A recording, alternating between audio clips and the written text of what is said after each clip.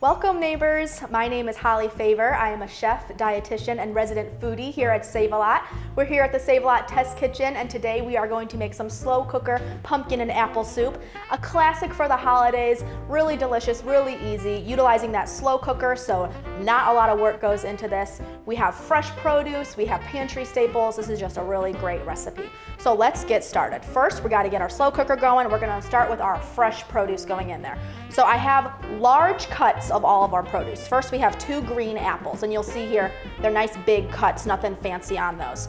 2 green apples that I did peel, and then we also have 1 large onion or 2 small onions, either or. There's also 2 garlic cloves in here. If you don't have fresh garlic, you could definitely substitute with garlic powder. All right, we have a couple of big carrots, and look at nice big chunks on that. These don't need to be pretty cuts, which is really great about this recipe because everything is gonna go into the blender. You just want them similar sizes so everything cooks at the same rate.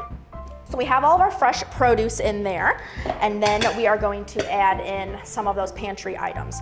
So we have, of course, pumpkin for our slow cooker pumpkin and apple soup.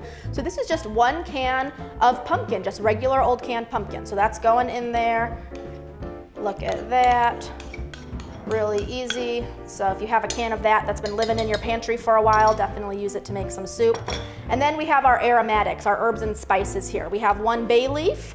Just plop that in there. We have a tablespoon of brown sugar, 2 teaspoons of rosemary, dried rosemary, and just a little bit of salt.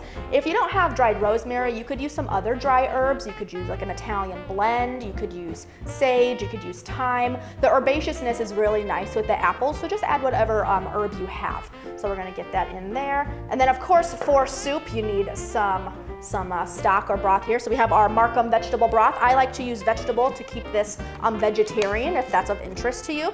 So we're gonna put the entire 4 cups in here, and that's just gonna cover everything, and everything's gonna be able to slow cook together. Here we go. Filling this up, and you'll see it's covering all of your ingredients, and if you need to kind of give everything a little stir, just to make sure everything's under that broth line, definitely go ahead and do that. Get everything nice and sunk in there. All right, awesome. So we are going to cook this in the slow cooker for 4 hours on high or 8 hours on low. And then once that's done, we're gonna blend it up. So I'm gonna get this out of the way here.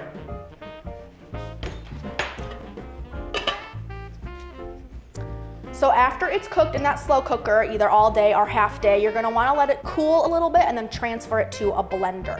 So I have a pretty big blender here, so I am able to do this all in one batch because I have a lot of headspace there. If you have a smaller blender, you might need to do this in 2 batches. You don't wanna overflow a blender, especially when you're using a hot liquid, because you don't wanna have an accident or a burn. So I'm just gonna put this right here. Perfect, and you can see the big chunks in there, big chunks of carrot, big chunks of onion and apple, and that's all gonna get nice and smooth right now. So always put a little tea towel on top when we're blending hot liquids, just 1 more added layer of protection.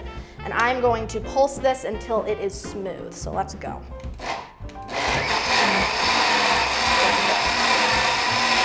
Look at this beautiful color, those carrots and that pumpkin.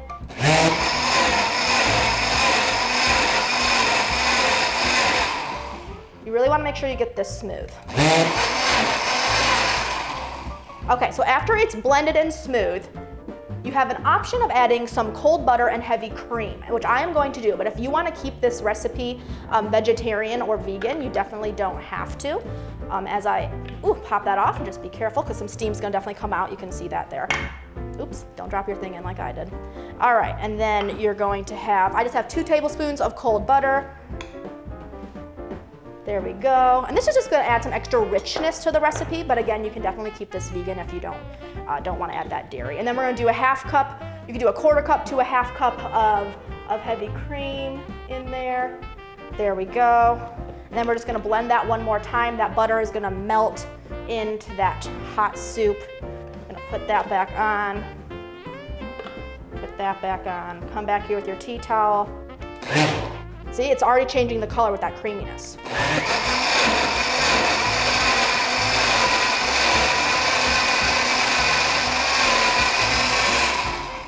I think that looks great. So it's done. It's so good. You could transfer this right back to your slow cooker if you want to keep it warm, put it on that keep warm setting, or you could serve it, it is warm now, you could serve it right into soup bowls. So that's what I'm gonna do. I am going to carefully take this off here and then serve up a nice hefty portion of this. Ooh, it smells so good. All right, ooh, it is heavy. There we go. Ooh, this looks really nice. So you can see how creamy this is. It smells so good. This soup recipe is just packed with vitamin A. Again, great for that immune system, perfect for cold weather. And let's look at that there. Look how creamy and silky that is. Really beautiful color, perfect for the holidays. So this slow cooker pumpkin and apple soup recipe is on the Save a Lot website. Like I said, super easy, comes together in a flash, perfect for a weekday dinner if you don't have a lot of time. So I definitely urge you to give it a try, and happy cooking.